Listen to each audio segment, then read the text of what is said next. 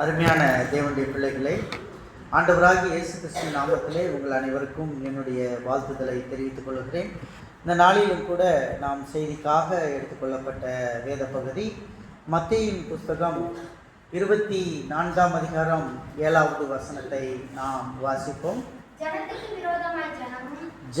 விரோதமாய் ஜனமும் ராஜ்யத்திற்கு விரோதமாய் ராஜ்யமும் எழும்பும்.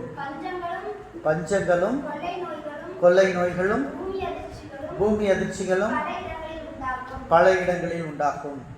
அருமையான தேவனுடைய பிள்ளைகளே, ஆண்டவராகிய இயேசு கிறிஸ்துவினிடம் சீஷர்கள் போய் கேட்கிறார்கள், இந்த கடைசி காலம் எப்படி சம்பவிக்கும், உம்முடைய வருகைக்கு என்ன அடையாளம் என்று கேட்கிறார்கள்.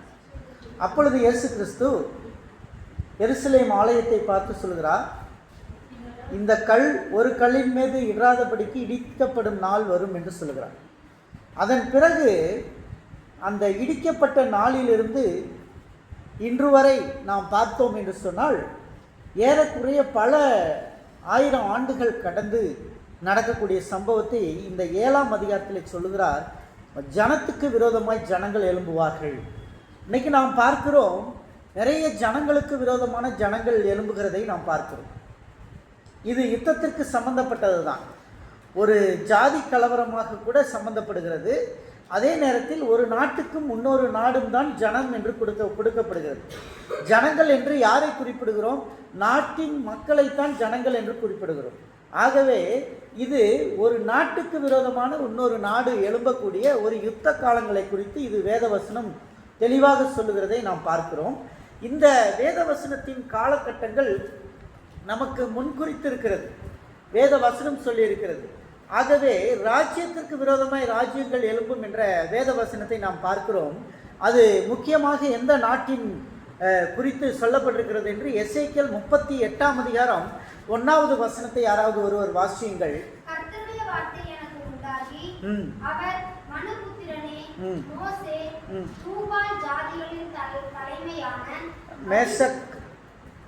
மேசேக் தூபால், மோசே இல்ல, படிங்க. மேசேக் தூபால் ஜாதிகளின் தலைமையான அதிபதியாகிய மாகோனு தேசத்தானான கோகுக்கு எதிராக நீங்கள் முகத்தை திருப்பி அவனுக்கு விரோதமாக தீர்க்க தரிசனம் கொடுத்து சொல்ல வேண்டியது என்னவென்றால், இந்த இடத்துல பார்க்கிற மனுபுத்திரனே, மேசேக் தூபால் ஜாதிகளின் தலைமையான அதிபதியாகிய மாகோகு என்று சொல்லப்பட்டிருக்கிறது. இந்த மேசேக் தூபால் என்பது தூபால் காயின் என்ற ஒரு மகனை குறித்து ஆதியாகமம் புஸ்தகத்திலே நாம் பார்க்கிறோம். இந்த ஆதியாகமம் புஸ்தகத்தில் இருக்கிற இந்த மேசேக் தூபால் என்ற ஜாதி அதிலே வருகிறது. அவர்கள் எங்கே இருக்கிறார்கள்? மாகோகிலே இருக்கிறார்கள். மாகோகு என்பது மாஸ்கோ என்று அழைக்கப்படுகிறது. இந்த மாகோகு என்பது மாஸ்கோ என்பது ரஷ்யாவின் தலைநகர். ஆகவே இந்த 2வது வசனம் யாரை குறிப்பிடுகிறது என்று சொன்னால் ரஷ்யா நாட்டை குறிப்பிடுகிறது. It is Russia. இந்த ரஷ்யா நாட்டை குறித்து ஒரு தீர்க்க தரிசனத்தை கர்த்தர் எசேக்கியேல் தீர்க்கதரிசியின் மூலமாய் சொல்லுகிறதை நாம் பார்க்கிறோம். நீ சொல்ல வேண்டியது என்னவென்றால், கர்த்தராகிய ஆண்டவர் உரைக்கிறார், என்ன செய்?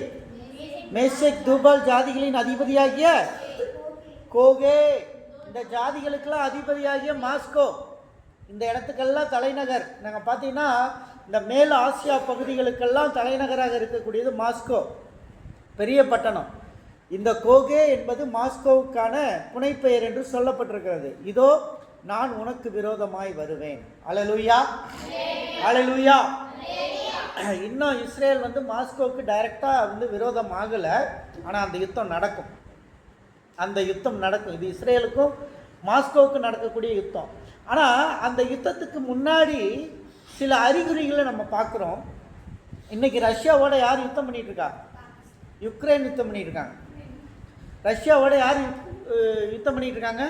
யுக்ரைன் யுத்தம் பண்ணிகிட்டு இருக்காங்க. இன்றைக்கி ரஷ்யாவுக்கும் யுக்ரைனுக்கும் யுத்தம் நடந்துகிட்டு இருக்கு. ரொம்ப யுத்தங்கள் நடந்துக்கிட்டு இருக்கு. அடுத்து பார்த்தீங்கன்னா ஈரான் வந்துருச்சு. ஈரானும் இப்போ இஸ்ரேலோட யுத்தம் பண்ண ஆரம்பிச்சிட்டாங்க. ஸோ ஈரானுடைய யுத்தத்தை இஸ்ரேலுக்கும் ஈரானுக்கும் ஒரு பல யுத்தங்கள் இப்போ வந்து நடந்துக்கிட்டு இருக்குது. பல விளைவுகள் வந்து ரொம்ப கொடூரமாக போயிட்டுருக்கிறத நமக்கு அறிவோம். அதுவும் பைபிளில் சொல்லியிருக்கு. நம்ம இதை பார்க்க போகிறோம். 4வது வசனம் படிங்க.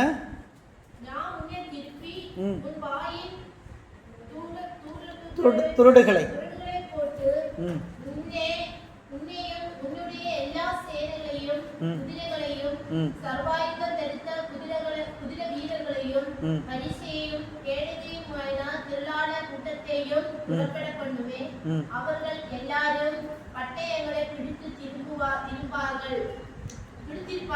பட்டயங்களை பிடித்திருப்பார்கள். இந்த இடத்துல பார்க்கிறோம், இன்னைக்கு ஈரான் அந்த யுத்தத்தில் இறங்கினதுக்கு அப்புறம் ஈரானுக்கு 10 நாடுகள் சப்போர்ட் பண்ணுது. அந்த 10 நாடுகளில் வந்து ஒரு நாடு ரஷ்யா, ஒரு நாடு லெபனான், இன்னொரு நாடு வந்து சீனா சப்போர்ட் பண்ணுது. ஸோ இந்த 10 நாடுகள் சப்போர்ட் பண்ணிகிட்ருக்காங்க. இப்போ அந்த இதோட சில நாடுகள் எக்ஸ்ட்ரா இருக்கிற நாடுகள்லாம் இதில் சேர்ந்துக்குது. இந்த ரஷ்யாவோட இணைந்து செய்யக்கூடிய அந்த யூனிட்டில் இவங்க சேர்றாங்க. 5வது வசனத்தை படிங்க. அவர்களோடு பெர்ஷியரும் எத்தியோப்பியரும் லிபியரும் இருப்பார்கள். இங்கே பார்த்தீங்கன்னா லிபியா வருது, எத்தியோப்பியா வருது. இது ரெண்டுமே ஆப்பிரிக்கா நாடு. ஆனால் பெர்ஷியா வந்து ஈரான். பெர்ஷியா வந்து இன்னைக்கு சொல்லப்படுற ஈரான். இந்த பெர்ஷியான்றது எங்கே இருக்குன்னா ஈரானில் ஒரு மத்திய பகுதியில் இருக்கிறது. காலையில் நான் மேடம் பேசும்போது சொன்னாங்க பெர்ஷியா ஈரான் என்று சொன்னார்கள். ஏன்னா அவங்க அப்பா அங்கே தான் இருந்தார், ஈரானில் பெர்ஷியாவில் இருந்தார், வேலை செஞ்சுட்டு இருந்தார். ஸோ அதனால் அவங்க சொன்னது பெர்ஷியா வந்து ஈரானை குறிப்பிடுகிறது. அது அந்த மத்திய ஈரான் நாடு தான் பெர்ஷியா. ஆசியாவினுடைய அந்த ஈரானுடைய மத்திய நாடு தான் அந்த பெர்ஷியா. இந்த பெர்ஷியான்ற நாடு உலகத்தினுடைய செல்வ செழிப்பான நாடு. பணத்தில் ரொம்ப செழிப்பான நாடு பெர்ஷியா. அந்த காலத்தில் பெர்ஷியானா பெரிய ஒரு இது. இன்றைக்கி பெர்ஷியா நாட்டுக்கு போயிட்டு வந்தாங்கன்னா அது ஒரு பெரியதாக கருதப்பட்டது. ஆனால் அந்த நாடு பொருளாதாரத்தில் ரொம்ப கீழே இருந்தது. ஈரான் ஈராக்கு யுத்தம் ஏறக்குறைய ஒரு 15 வருஷம் நடந்துச்சு. அந்த ஈரான் ஈராக்கு யுத்தம் வந்து 15 வருஷம் நடந்ததுனால ஈராக்கு ஒன்றுமில்லாத நாடாக மாறிச்சு, ஈரானும் ஒன்றும் இல்லாத நாடாக மாறிச்சு. ஆனால் ஈரானில் இருக்கிற பெட்ரோல் மைனிங், அதனால ரஷ்யாவுக்கு ஏற்றுமதியும் மற்ற சைனாவுக்கு அதிகமான ஏற்றுமதி ஈரான்லேருந்து தான் பெட்ரோல் போகுது. அதனால தான் சைனா வந்து சப்போர்ட் பண்ணுறாங்க. அதிக பெட்ரோல் ஏற்றுமதி வந்து சைனாவுக்கு போகுது, ஈரானுடைய பெட்ரோல். ஈராக்குடைய பெட்ரோல் இந்தியாவுக்கு வருது, நமக்கு எல்லாருக்கும் தெரியும். அப்போ இந்த மாதிரி இந்த நாடுகள் எல்லாமே ஒன்று சேர்ந்துக்கிட்டாங்க. இதில் லிபியாவும் எத்தியோப்பியாவும் பார்த்தீங்கன்னா ஆப்பிரிக்கா நாடுகள். இந்த நாடுகள் ஏன் வந்து அவங்களோட ஒன்றாகிறாங்க அப்படின்னா, இப்போ ரீசெண்டாக ஆப்பிரிக்காவில் வந்து நிறையா மைனிங்ஸ் இருக்குது, நிறையா பொருளாதாரத்தில் பணக்கார நாடுன்னு சொல்கிறான்.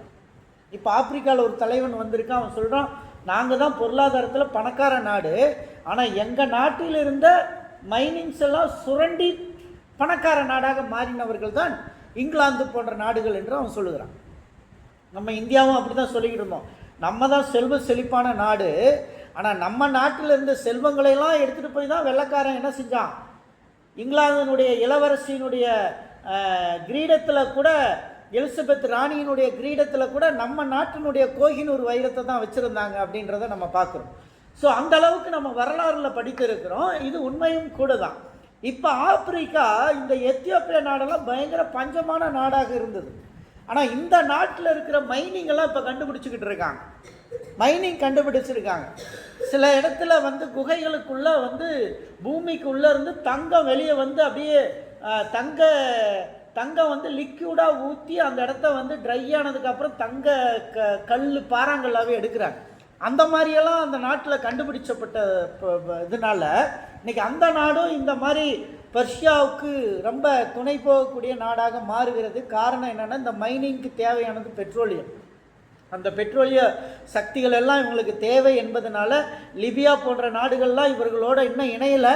ஆனால் யுத்தத்தில் இணைவார்கள் என்று சொல்லுகிறார்கள். அது நிச்சயமாக நடக்கும். இது கூடிய காலத்தில் அது நடக்கும் அப்படி தான் இங்கே சொல்லியிருக்கு. இவங்க எல்லாம் வந்து என்ன பண்ணுவாங்கன்னா, தலை சீராவி தரித்திருப்பார்கள். ஆனால் கோமேரும் அவனுடைய எல்லா இராணுவங்களும் வட திசையில் இருக்கிற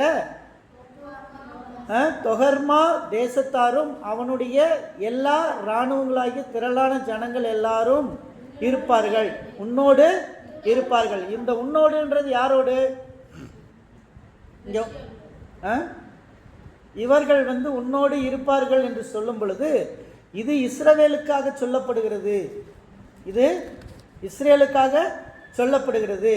அதில் பாருங்க, அடுத்து நீ ஆயத்தப்பட்டு உன்னோடே கூடின உன் எல்லா கூட்டத்தையும் ஆயத்தப்படுத்து, நீ அவர்களை காவலாய் இரு. நீ தான் தலைவனாக இருப்ப. ரஷ்யா தான் இவங்களுக்கெல்லாம் தலைவனாக இருக்க போகிறாங்க. இந்த நாடுகள்லாம், இந்த நாடுகளில் நீ என்னதான் தலைவராக இருந்தாலும் இந்த கோமேரு அப்படின்ற நாடை இன்னொரு தேவதாசர்கள் சொல்லும் பொழுது சைனாவை சொல்லுகிறார்கள். ஏன்னா அந்த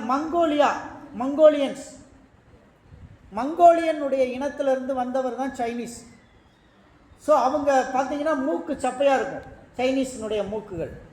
ஸோ அந்த மங்கோலிய கலர், மங்கோலியான்னு ஒரு நாடு இருக்குது, அது ரஷ்யாவுக்கு கீழே இருக்கிற ஒரு நாடு, அது சைனாவுக்கு பக்கத்தில் இருக்கிற நாடு மங்கோலியா. அந்த மங்கோலிய இனத்திலிருந்து வந்தவர்கள் இவர்களால். அதனால தான் இந்த இடத்துல அந்த கோமேரு என்று சொல்லப்படுகிற நாடு சைனாவை குறிப்பிடுகிறது. வடதிசை என்று சொல்லுவதனாலே இஸ்ரவேலினுடைய வடதிசையில் இருக்கிற நாடுகளில் இதை குறிப்பிடுகிறார்கள். இதையும் அந்த நாடோடு இணைந்து கொள்ளுகிறது என்று பார்க்கிறோம். இன்றைக்கி நிறையா வெப்பன்ஸ் அதிகமாக ரஷ்யாவுடைய வெப்பன்ஸை ஈரான் பயன்படுத்தியிருக்காங்க. சைனாவுடைய நிறையா லேட்டஸ்ட் பாம்பிங் வெப்பன்ஸை இஸ்ரேலுக்கு விரோதமாக பயன்படுத்தியிருக்காங்க. இஸ்ரேல் ரொம்ப பெருமையாக சொல்லிட்டு இருந்த அந்த அயன் டோம் என்று சொல்லப்படுகிற அந்த அயன் டோம் என்ன செய்யும்னா, எவ்வளோ தூரத்தில் வரக்கூடிய அந்த மிசைல்ஸு எது வந்தாலும் கண்டுபிடிச்சி கரெக்டாக லெக்கை நோக்கி தாக்கி அழிச்சு விடும். ஆனால் இது 8 நிமிஷத்தில் 2000 கிலோமீட்டர் பாயக்கூடிய ஏவுகணையை ரஷ்யாவும் சைனாவும் கண்டுபிடிச்சிருக்கிறதுனால அவ்வளோ வேகத்தில் வர்றதை அயன் டோம்னால் கண்டுபிடிக்க முடியும். இது நிறையா ஒரு டிராபேக்காக இஸ்ரேலுக்கு இருக்கிறதாக வல்லுநர்களுடைய கருத்து இருக்கிறது. அது ஒரு பக்கம் போய்கொண்டிருக்கிறது. அது இருந்தாலும் ஆனால் கர்த்தர் தன்னுடைய பிள்ளைகளை காப்பாற்றுவாரா காப்பாற்றாமல் போவாரா அப்படின்னு நம்ம பார்க்கலாம். இந்த 8வது வசனத்தை படிங்க. கர்த்தர் யாரை விசாரிப்பார்? ரஷ்யாவை விசாரிப்பார். கோகை என்ன செய்வார்? விசாரிப்பார். அடுத்து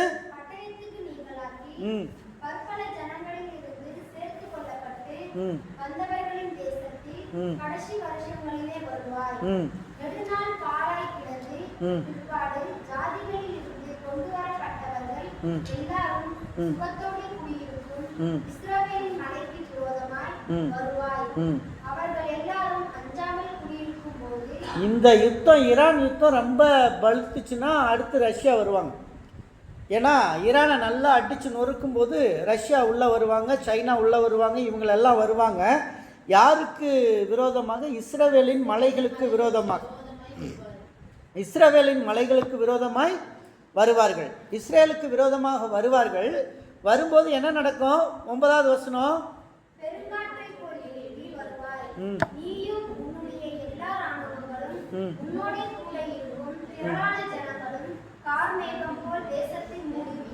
கார் மேகம் போல தேசத்தை மூடுவீர்கள். ஃப்ளைட்டில் என்ன செய்வாங்க? மேகத்து மேலே தான் வருவாங்க. கார் மேகம் தேசத்தை சுற்றுவீங்க. இஸ்ரவேல் நாட்டை என்ன செய்வீங்க? சுற்றுவீங்க. ஆனால் சுற்றினாலும் 10வது வசனத்தில் சொல்லுகிறது பாருங்க கர்த்தர்.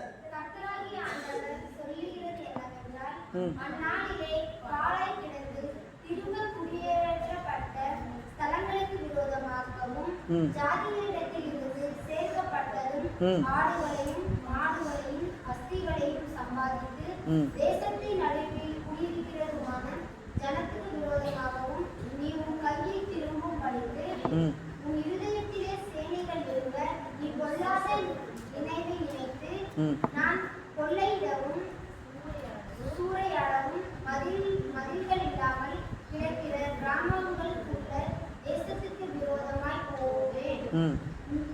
நிர்விசாரமாய் சுகத்தோடே குடிவிருக்கிறவர்களின் மேல் வருவேன். அவர்கள் எல்லாரும் மதில்கள் இல்லாமல் குடியிருக்கிறார்கள். அவர்களுக்கு தாழ்பாலும் இல்லை, கதவுகளும் இல்லை என்பாய். இங்கே பாரு, இப்போ என்ன சொல்கிறாங்க, இன்னைக்கு என்ன சொல்லிட்டு இருக்காங்க, அந்த அயன்டோம் தான் கதவும் தாழ்பாலுமா இருந்தது இஸ்ரேலுக்கு, அதையே நாங்கள் அழிச்சிட்டோம், இனி அதெல்லாம் வேலை செய்யாது அப்படின்னு அவங்க சொல்லிக்கிட்டு இருக்காங்க. இதெல்லாம் சொன்னால் கூட கர்த்தர் வந்து இன்னும் பாருங்கள், நிறையா அடுத்த 13வது வருஷத்தில் இன்னும் ஒரு ரெஃபரன்ஸ் கொடுக்குறாரு பாருங்க. ஷீபா, ஷீபா தேசம், ஷேபா தான் இங்கிலீஷில் ஷீபா.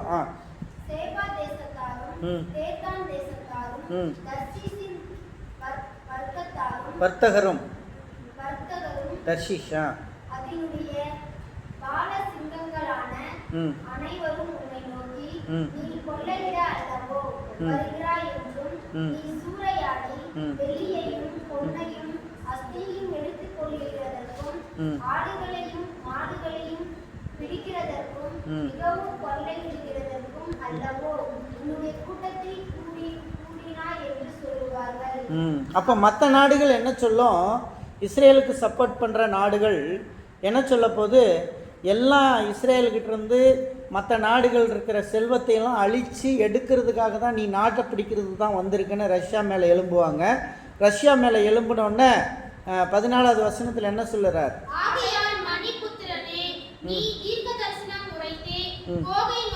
கோகை பார்த்து சொல்லணும். இந்த கோகு யாரு, மாஸ்கோ, ரஷ்யா. ரஷ்யாவை பார்த்து சொல்றது என்னவென்றால்,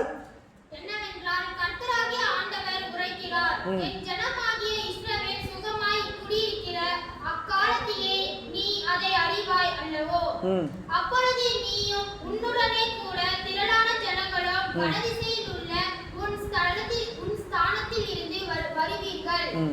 அவர்கள் பெரிய கூட்டமும் திரளான சேனையுமாயிருந்து எல்லாரும் குதிரையின் மேல் ஏறுகிறவராய் இருப்பார்கள். நீ தேசத்தை கார்மேகம் போல் மூட என் ஜனமாகிய இஸ்ரவேலுக்கு விரோதமாக எழும்பி வருவாய். கடைசி நாட்களிலே இது சம்பவிக்கும். கடைசி நாட்கள், கர்த்தர் வர்றதுக்கு லாஸ்ட் டேஸ் இது சம்பவிக்கும். இது வந்து இப்போ சீக்கிரம் ஒருவேளை இது லாஸ்ட் டேஸ்க்கான அறிகுறியாக தெரியுது. ஒருவேளை இந்த யுத்தம் வந்து எத்தனை வருஷம் நீடிக்கும்னு தெரியாது.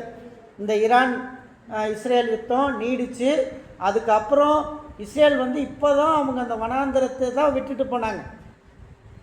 இஸ்ரேல் பிடித்த நாடு வந்து வெறும் 1000 பேர் தான் அந்த நாட்டுக்குள்ளே போனாங்க. 42 நம்மெல்லாம் கேள்விப்பட்டிருக்கோம். அது வெறும் வனாந்திரம், தண்ணி கூட இல்லாத ஒரு காடு. ஆனால் அந்த இடத்த இவங்க கொண்டு போய் அதை பண்படுத்தி அதை ஒரு கடவுளின் தேசமாக நாங்கள் மாற்றியிருக்கோம்னு சொல்லி நெத்தனியாவுக்கு இஸ்ரேலுடைய பிரதமர் 3 நாளைக்கு முன்னாடி அவர் பேசுனதை நீங்கள் கேட்டீங்க.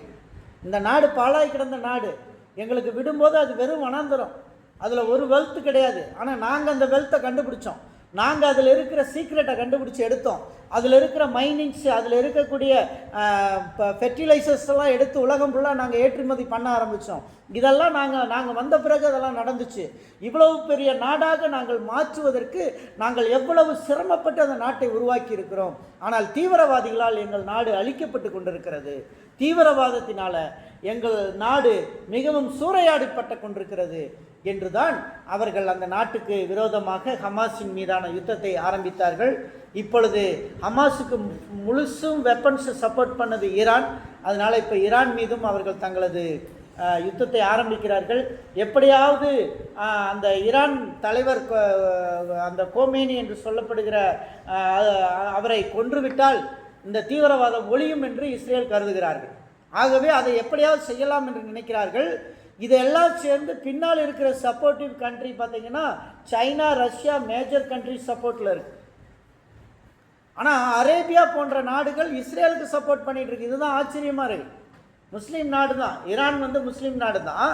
ஆனால் நேற்று சவுதி அரேபியாவினுடைய மன்னர், முகமது நபி வழியில் வந்த மன்னர் என்ன சொல்லுகிறார், இஸ்ரேலுக்கு விரோதமாக இஸ்ரேலை அழிப்பதை நாங்கள் பார்த்து கொண்டு இருக்க மாட்டோம் என்று சொல்கிறார்கள்.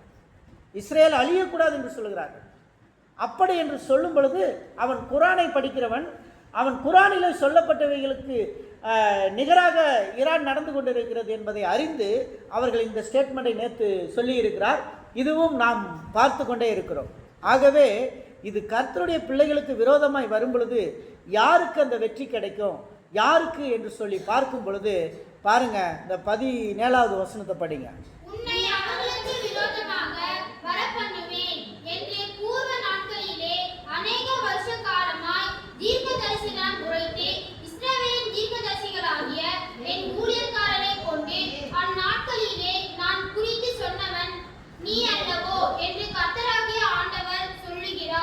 இஸ்ரவேல் தேசத்துக்கு விரோதமாக கோகும் வருங்காலத்தில் என் உக்கிரம் என் நாசியில் ஏறும் என்று கர்த்தராகிய ஆண்டவர் சொல்லுகிறார். அல்லேலூயா.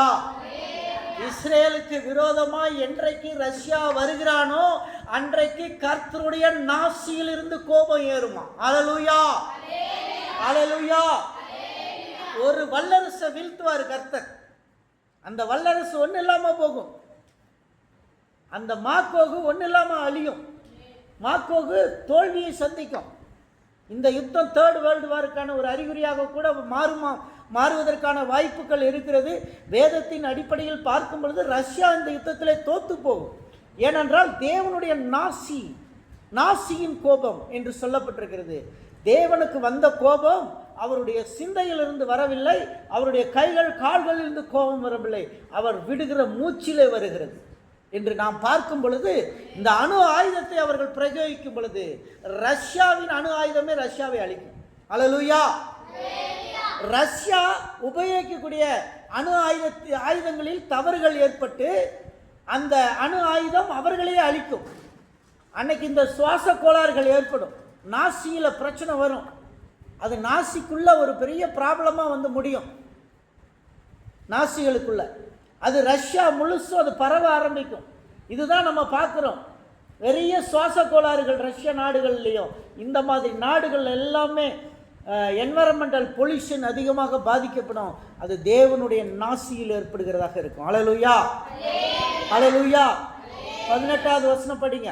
இஸ்ரவேல் தேசத்துக்கு விரோதமாக கோகு வரும் காலத்தில் என் உக்கிரம் என் நாசியில் ஏறும் என்று கர்த்தராகிய ஆண்டவர் சொல்லுகிறார்.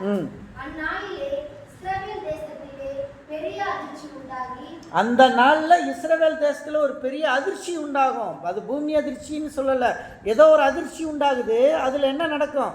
என் பிரசன்னத்தினால் சமுத்திரத்து மச்சங்களும் ஆகாயத்து பறவைகளும் வெளியின் மிருகங்களும் தரையில் கூறுகிற சகல பிராணிகளும் தேசம் எங்கும் உள்ள சகல நரஜீவன்களும் அதிரும், பர்வதங்கள் இடியும், செங்குத்தானவைகள் விழும், எல்லா மதில்களும் தரையிலே விழுந்து போகும் என்று என் எரிச்சலினாலும் என் சினத்தின் அக்கினியினாலும் நிச்சயமாய் சொல்லுகிறேன். அல்லேலூயா. இப்போ என்ன வந்துடும்? கர்த்தருடைய வருகை வந்துடும். என்ன வந்துடும்?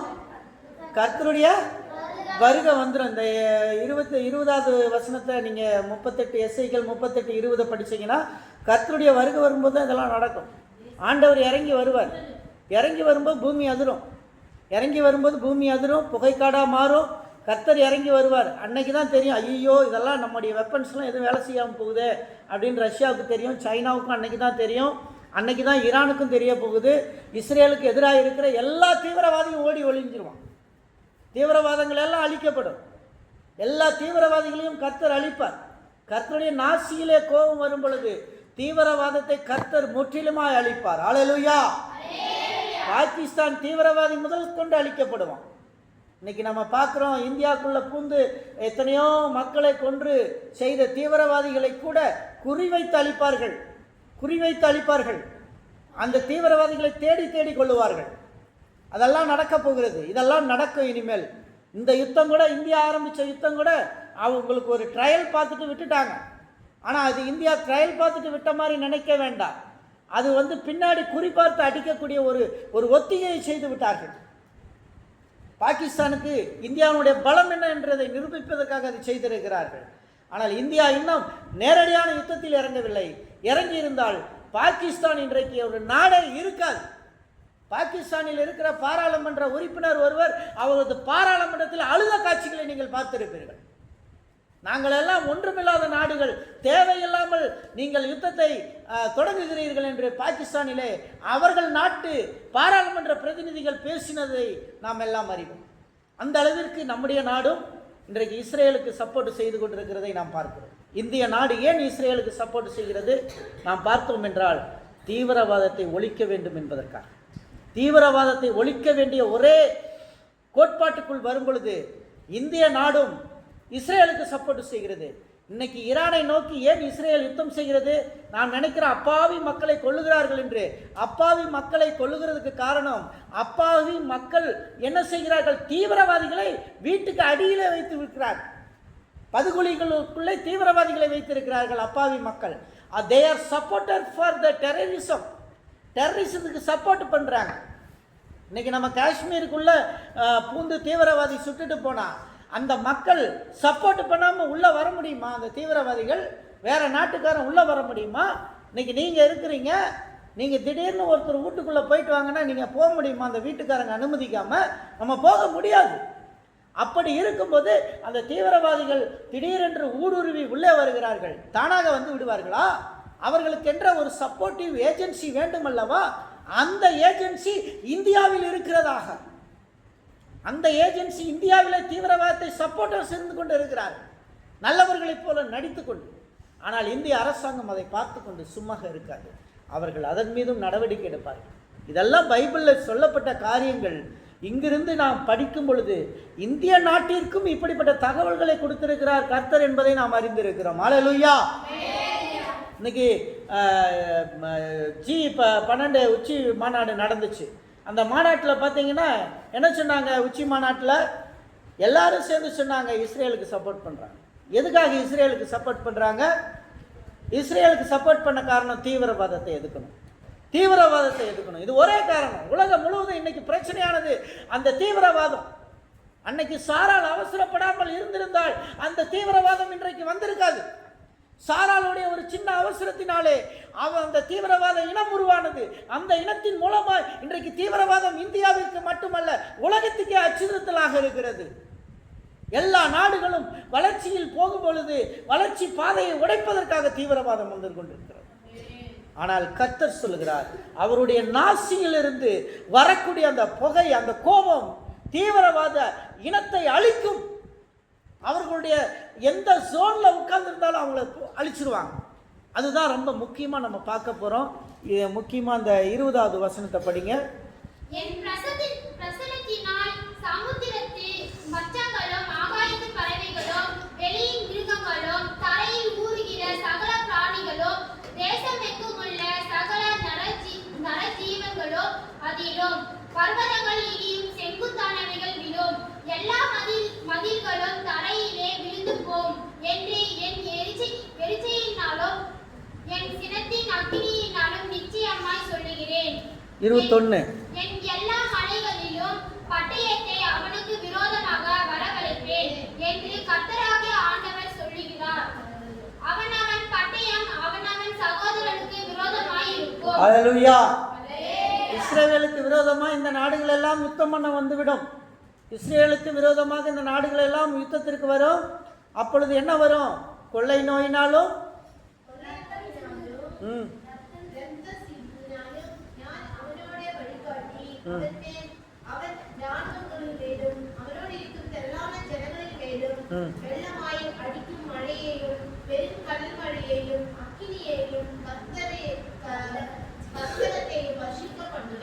பார்த்தீங்கன்னா அக்கினி கந்தகத்தை எல்லாம் என்ன செய்வார்?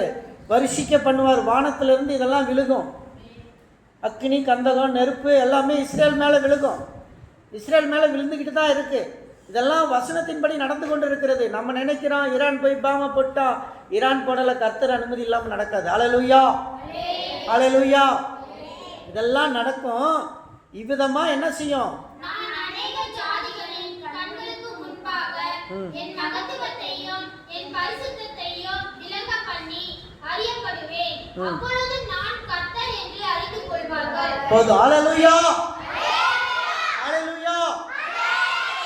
அப்பொழுது நான் கர்த்தர் என்று அறிந்து கொள்வார்கள்.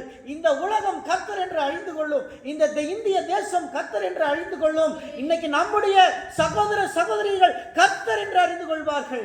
அருமையான தேவனுடைய பிள்ளைகளே, கர்த்தர் இந்த அளவுக்காக நம்முடைய தேசத்தை ஆசீர்வாதங்களுக்குள்ளே கொண்டு வர போகிறார். இங்கே நம்ம படிச்சுட்டு இருந்த வசனங்களுக்குள்ள வருவோம். மத்தேயு 24ஆம் அதிகாரம் 6வது வசனத்தை படிங்க. 20 கேள்விப்படுவீர்கள், கலங்காதபடி எச்சரிக்கையா இருங்கள். அல்லேலூயா. அப்படிதானே இருக்கு. கலங்காதபடி எச்சரிக்கை, அலர்ட்டா இருங்க. விசுவாச பிள்ளைகள் என்ன செய்யணும்? கலந்து போக கூடாது. யுத்தத்தை பார்த்து அலர்ட்டா இருக்கணும். எப்படி இருக்கணும்? அலர்ட்டா இருக்கணும். ஜெபத்துல இருக்கணும், பைபிள் வாசிக்கணும், ஞாயிறு ஆராதனைக்கு ஒழுங்கா வரணும், அலர்ட்டா இருக்கணும். இந்த யுத்தம் ஸ்டார்ட் ஆச்சுன்னா அநேகர் சர்ச்சுக்கு வராம போவாங்க. இந்த யுத்தம் வரும் பொழுது அநேகர் சபையை விட்டு விலகி போவாங்க. அநேகர் கிறிஸ்துவ கொள்கையை விட்டு விலகி போவாங்க. இது நடக்கும். இது நடக்கும் போது அந்த கொள்கைக்குள்ள உள்ள வர்ற பிள்ளைகள் ரட்சிக்கப்படுவார்கள், மீட்கப்படுவார்கள். கர்த்தர் இப்படியா நடத்தும். அந்த வசனம் என்ன சொல்லுது? படிங்க.